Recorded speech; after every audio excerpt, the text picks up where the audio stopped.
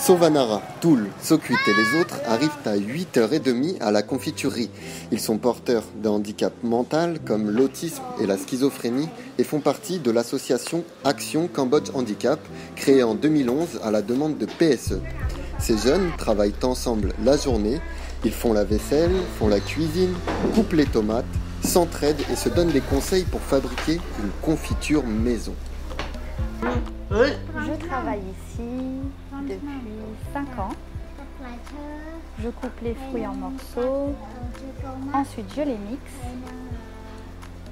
On fait souvent le ménage pour que le lieu reste propre. Et puis, on aide aussi à préparer les pots de confiture. Et ils sont 12 jeunes en tout à profiter du programme Action Cambodge Handicap. 8 encadrants font partie du staff et sont en permanence avec eux. La journée, ils travaillent donc tous à la confiturerie et se retrouvent le reste du temps dans leur foyer du sud de Phnom Penh. Là-bas, jardinage, cuisine, danse, les activités y sont nombreuses, ce qui permet de créer une véritable ambiance familiale. Ça crée forcément du lien, un lien qui peut être plus fort entre les jeunes. Déjà, moi je trouve que pour la plupart il est très fort. Les jeunes hommes autistes par exemple, qui ne prennent pas leur douche tout seuls, ils se lavent tout seuls mais il faut surveiller la douche. D'autres jeunes vont pouvoir le faire aussi.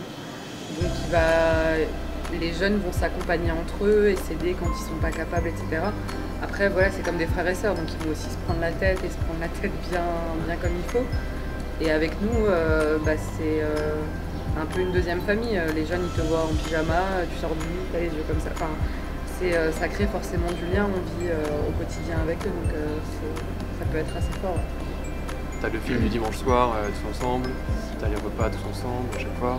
Puis ils appellent les staff Khmer, Khmer, maman et papa. Voilà, nous on est un peu grands, on est un peu les grands frères et grandes sœurs. Voilà.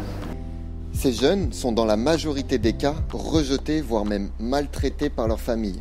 Le but de l'association est de les insérer directement dans la société active cambodgienne.